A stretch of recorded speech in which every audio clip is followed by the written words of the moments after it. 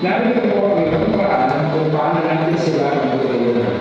Una, maging mabuting halimbawa. Natututo ang mga bata sa pamamagitan ng pagmamahal. If we want them to be respectful, responsible, and loving, we should show them these traits ourselves. Ang ating kilos at salita bilang nakakatanda ay siyang kagayahan ng ating anak.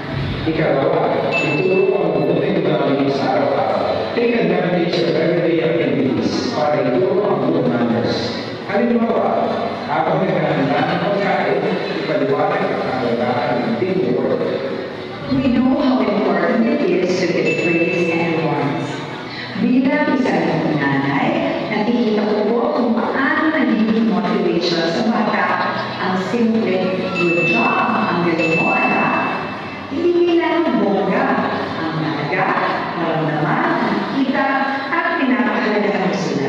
Ika-apat, set clear limits. Mahalaga na maayos ang house rules para matutunan ng bata ang tama at mali. Being consistent sa pagpapagawa ng rules helps them understand the boundaries. Mga magulang, hindi tayo nag-iisa sa pagpapalaki ng ating mga anak. Kaya, ipagpapagayan sa paanan.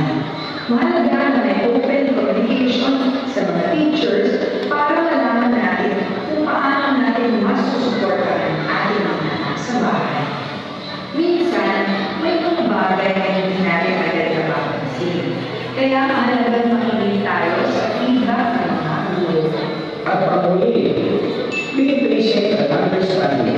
Bigyan natin sila ng space para matuto sa kanilang pagkakamali at mag-improve habang lumalaki.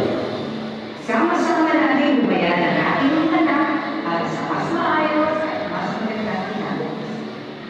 Sa patuloy natin pagtutulungan bilang isang resort, kasi siguro natin na bawat batang taga-Maynila ay